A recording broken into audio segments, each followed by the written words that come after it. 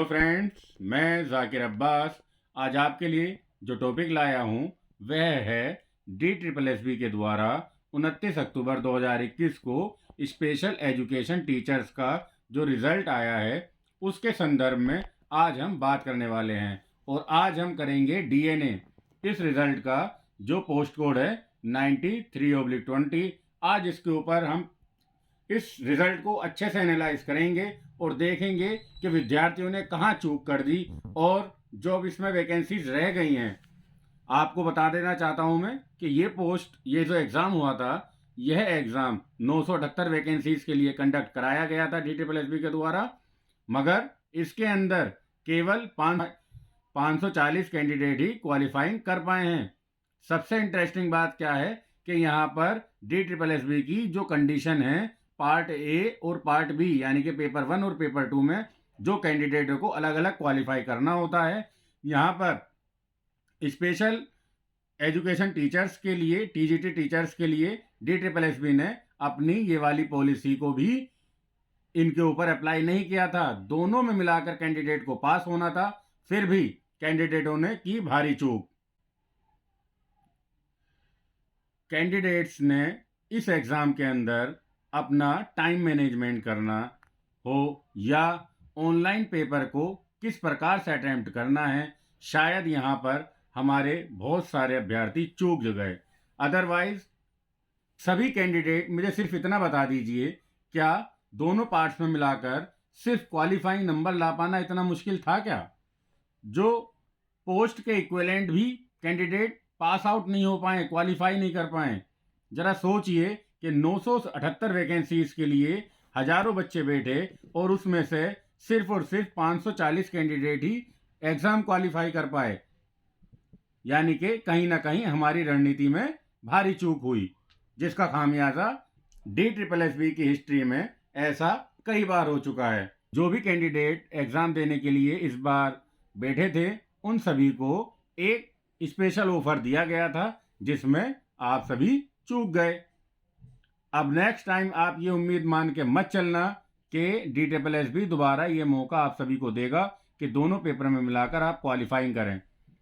ये तो भूल जाइए साथियों, क्योंकि अब जिस तरह अन्य एग्जाम, अदर एग्जाम के लिए क्राइटेरिया एक सेट है, वही यहाँ पर भी अप्लाई होने वाला है। नेक्स्ट टाइम कैंडिडेट, जो फ्रेश कैंडिडेट आने वाले हैं, उनके बाद मुझे नहीं लगता कि दोनों एग्जाम में मिलाकर क्वालिफाइंग करने के लिए दोबारा मौका मिलने वाला है। तो इस बात को मैं इसलिए कह रहा हूं क्योंकि DSSB में ये फर्स्ट टाइम नहीं हुआ है कि वैकेंसीज ज़्यादा थी और क्वालिफाइंग कम रहे। इससे पहले भी अभी 2021 में काफ़ी सारी वैकेंसीज निकली थी, उन्हीं के अंदर कुछ बैकलॉग वैकेंसीज आई थी। बैकलॉग यानी कि वह वैकेंसीज जिनके लिए पेपर कंडक्ट हुआ मगर क्वालिफाई कैंडिडेट नहीं मिल पाए। साथियों, एक बार ध्यान से समझ लें आप कि DSSB के द्वारा क्वालिफाइंग मार्क्स को लेकर कोई भी समझौता नहीं होगा। अब बात रही कि 438 जो वैकेंसी सीट है, इनका क्या होगा, तो इनका होगा ये कि ये वैकेंसीज बैकलॉग में चली जाएंगी। नेक्स्ट टाइम जब भी DSSB अब स्पेशल एजुकेशन टीचर्स यानी कि सेट, TGT सेट की वैकेंसीज जब भी निकालेगा, तो उसके अंदर इन वैकेंसीज को ऐड कर दिया जाएगा। यदि 500 वैकेंसीज निकलती हैं नई, जो न्यू जनरेट होंगी, तो उन्हीं में ये 438 भी ऐड कर टोटल नंबर ऑफ वैकेंसीज होंगी 948। तो कोई भी साथी ये उम्मीद तो रह के बिल्कुल ना चले कि क्वालिफिकेशन मार्क्स में हमें समझौता करके DSSB 1 या 2 नंबर घटाकर जो सीट्स फुल करेगा। इसको तो आप बिल्कुल दिमाग से निकाल ही दीजिए।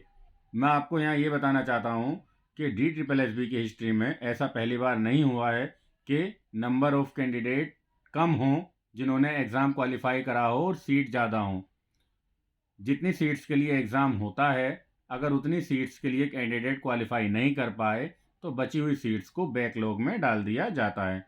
और ये DSSB की हिस्ट्री में पहले कई बार हो चुका है। एक बार नहीं, कई बार ऐसा हो चुका है। हाल ही में MCD और DOE की प्राइमरी शिक्षक की भर्तियां निकली थी, जिसके अंदर कुछ सीट्स रिमेन रह गईं। 2018 की बात बता रहा हूँ ये मैं, जिसके अंदर कुछ सीट्स बच गई थी और उन सीट्स को बैकलॉग में डाल दिया गया। अब हम बात कर लेते हैं डीओई में अभी हाल ही में जगह निकली हैं। 2021 के लिए एडवर्टाइजमेंट आया था पीआरटी टीचर्स के लिए, तो उसके अंदर जो सीट्स आई हैं उसमें भी बैकलॉग की वैकेंसीज को ऐड किया गया है। जो बची हुई वैकेंसीज होती हैं उनको बैकलॉग में डाल दिया जाता है, नई वैकेंसीज के साथ उनको ऐड करके फिर दोबारा से नए एडवर्टाइजमेंट के थ्रू इनकी रिक्रूटमेंट में ऐड हो जाएंगी, जिसको बैकलॉग सीट कहकर नई भर्तियों में ऐड कर दिया जाएगा और इन भर्तियों को नए एडवर्टाइजमेंट के साथ दोबारा से रिक्रूटमेंट के प्रोसीजर से होकर गुजरना पड़ेगा।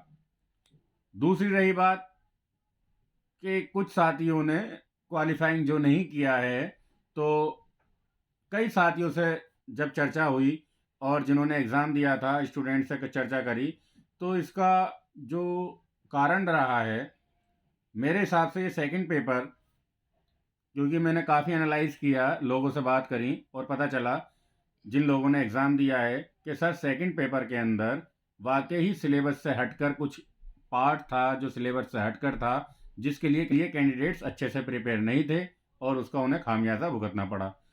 सेकंड, मेडिकल टर्म्स कुछ ज़्यादा ही इसमें पूछी गई थी, तो आप साथी आगे से मैं यही एडवाइस दूंगा कि आप सभी सेट स्पेशल एजुकेशन टीचर्स के लिए मेरी यही एडवाइस रहेगी कि आप आगे जब भी तैयारी करें तो आप अपने सिलेबस से हटकर स्पेशल कैटेगरीज चाइल्ड के लिए जो मेडिकल टर्म हैं विशेष रूप से उन पर अवश्य ध्यान दें, ताकि इन फ्यूचर यदि दोबारा से DSSB के द्वारा मेडिकल टर्म से रिलेटेड कुछ क्वेश्चन पूछे जाएं तो उसके लिए आप पहले से ही प्रिपेयर रहें।